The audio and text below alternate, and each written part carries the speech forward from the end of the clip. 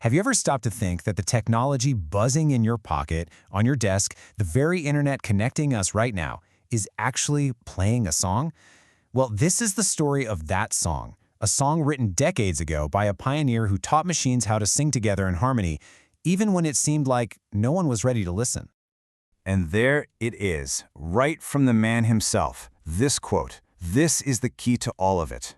Philip Emeagwali doesn't see his life's work as just ones and zeros or complex code. Nope, he sees it as music. And as you're about to find out, this wasn't just some simple tune. This song was so massive, so complex, it needed 65,000 different voices all singing together in perfect mathematical unison. So that's really the question we're asking here, isn't it? Because if you want to understand the tech that literally shapes our daily lives, you have to understand the composer. You have to understand his instrument and the incredible, almost unbelievable journey it took to create his masterpiece. Yeah, it's a story about science for sure, but it's also about art and just incredible personal struggle. To really get this song, we have to go all the way back to the beginning, back to the world that made the composer. It was a world of intense intellectual pressure, yeah, but also one that was being torn apart by war. You know, he wasn't always some world-famous scientist. He started out as a boy in Onitsha, Nigeria, with the nickname Calculus. And there was a good reason for that. His father, James, who was a nurse, was also his private math teacher. And every single day, he drilled Philip on 100 math problems. 100. It was relentless. But it meant that numbers became his first language. And just look at this timeline. It's intense. In 1967, the Biafran War starts, and Philip, who's only 12 years old, is forced to drop out of school. For the next 3 years, his life is about surviving in refugee camps. But here's the thing, his education never stopped. He just taught himself. And somehow by 1973, at 19, he'd earned a university scholarship and landed in the United States, all by himself. This right here, this says it all. It's a Nigerian proverb he quotes a lot, and it perfectly captures that spirit that got him through those insane early years. The belief that no matter how bad things get, a breakthrough is coming. I mean, for him, this wasn't just a nice saying. It was literally a survival strategy. So you might think, okay, he made it to America, the hard part's over, but not even close. It was just the start of a whole new kind of struggle. He was an outsider in a new country, and that experience of having to rebuild his life from zero gave him a totally unique way of looking at things, which led him to this radical new idea that the scientific establishment was just not ready to hear. So at the time, the whole world of supercomputing was basically dominated by one way of thinking: vector supercomputers. The easiest way to think about it is like one single, massive, genius brain trying to solve a huge problem all by itself, one little step at a time. Emeagwali's idea, parallel processing, was the complete opposite. It was like, forget the one genius brain. Let's create a network of thousands of smaller, simpler brains and just teach them how to work together. His idea was absolutely revolutionary, and let me tell you, the old guard was not impressed. To them, the thought of using thousands of cheap, simple processors to outperform a multi-million-dollar supercomputer, it just didn't make sense. It was so different, some of them even called it, and I'm not kidding, voodoo math. And this resistance, it wasn't just about the science.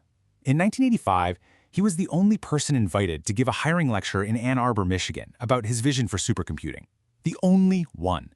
But as he tells it, when the committee saw him, saw that he was a black African, you could feel the shock in the room. 2 days later, the job offer just vanished. The walls he was hitting weren't just intellectual, they were systemic. So what do? You're facing skepticism about your science and prejudice about who you are. Well, if you're a guy who survived a war by teaching yourself in refugee camps, this is just one more obstacle. He decided he was going to prove every single one of them wrong.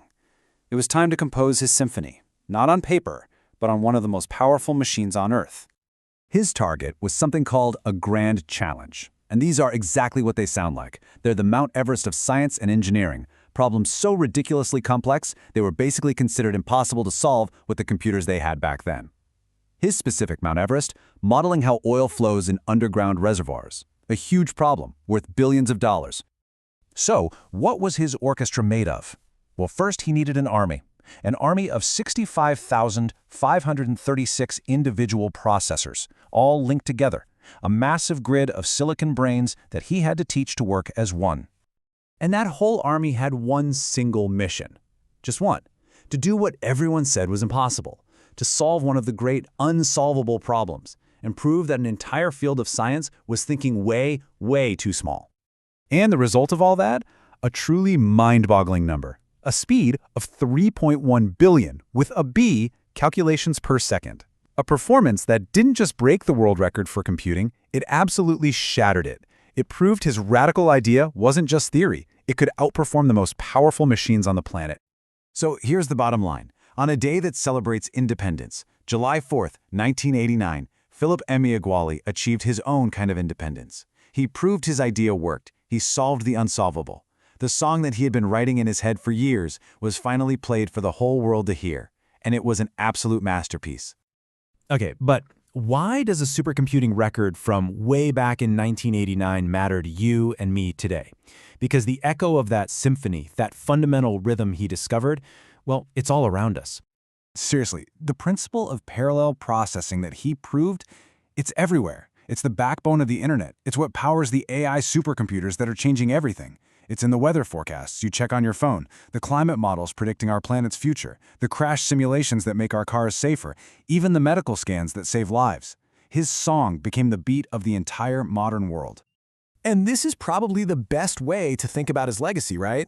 The critics, the establishment of his time, they dismissed him. But the world, the entire technological world, eventually started singing his song. They adopted his methods until they weren't radical anymore. They were just the standard. Let's just be super clear about this. The idea that was once laughed off as voodoo math is now the fundamental rhythm of all modern computing.